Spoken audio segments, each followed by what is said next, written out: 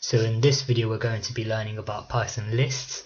A list is one of the most commonly used compound data types in Python.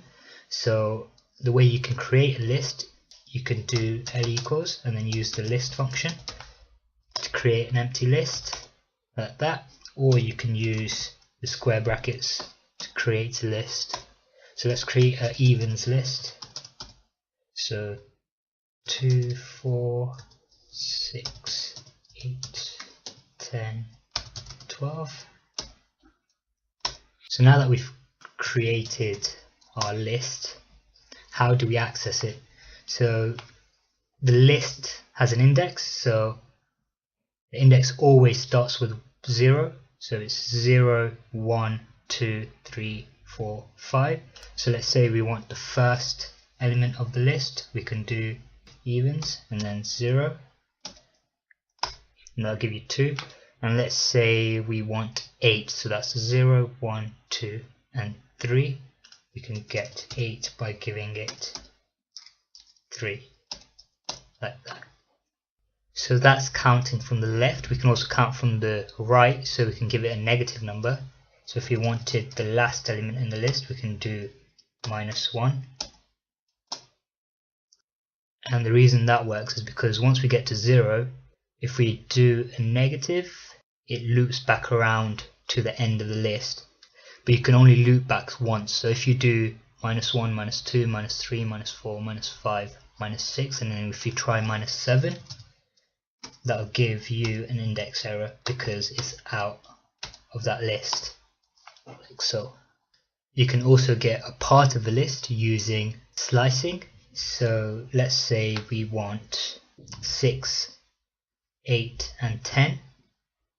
We can do that by doing evens, and we want the beginning index, so that's the index for 6, 0, 1 and 2. And the beginning index is actually included in the results, and then we follow that with a semicolon and then give it the ending index, which is 0, 1, 2, 3, 4, and because we want to include 10, we go one index above, so we give it a 5 because the ending index isn't included in the results. So we press enter, we get 6, 8 and 10. So now that we've created our list and we know how to access our list, how do we amend the list? So let's say we want to change the first element and we want to change that from a 1 to something else. We can do that by doing my list and then giving it the index that you want to change. So we want the first one, and if we do equals, that will change it to whatever we want it to. So we're changing it to 3 now. So if we look at my list now, the first element should be a 3. Now if we want to add to the list, we can do that by doing append. So my list dot append, and let's add x, y, z to the list.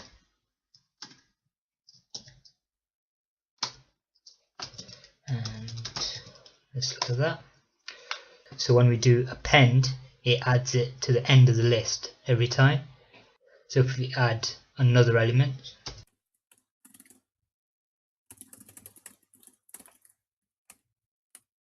you can see that it'll add it at the end of the list again, like that. Now once we've added an element, how do we remove it? So we can do that with the remove function. So my list dot remove, and in remove we can pass it whatever value we want to remove from the list, and what it'll do is it'll remove the first instance of that value.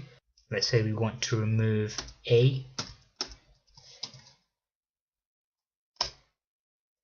and if we check our list now, a should be removed, like that. Now if we use remove with a value that isn't in the list, so let's try that. So let's try remove a again, because now that it's not in the list, it should give you a value error. So you can't use remove if it's not in the list. So we have to be careful when we're using the remove function. Another way you can remove stuff is by using the pop method. So if we do my list dot pop, you can see that it's giving back true, which is the last element in the list. So when using the pop method, if you don't pass it anything, it always gives you back the last element. So if we look at my list now, true should be removed. You can also give pop an index. So let's say instead of the last element in the list, we want to get rid of the first element in the list. We can do that by doing my list dot pop and then passing it the index 0, and it'll give you back the 3. And then if we look at my list,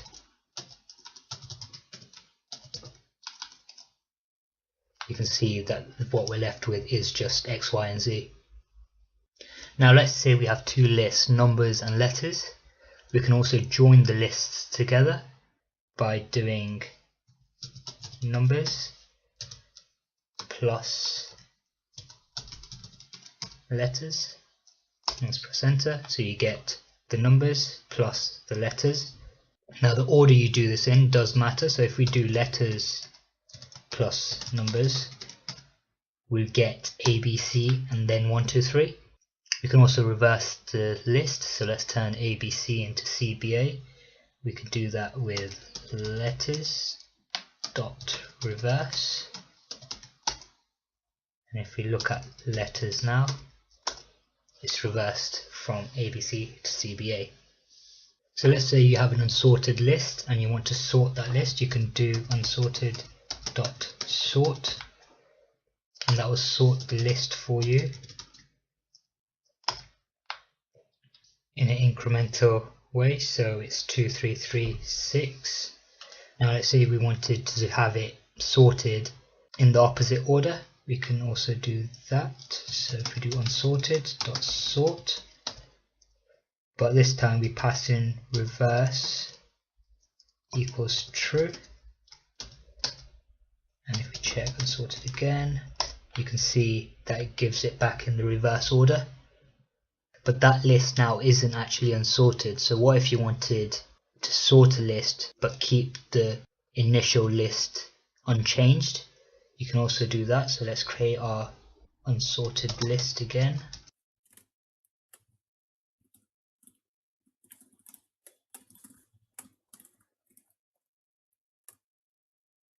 And this time, instead of using the sort function, we'll use the sorted function.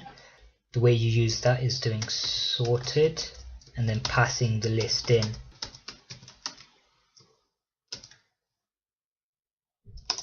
So that gives you the sorted list, but if we look at unsorted, that still remains unsorted.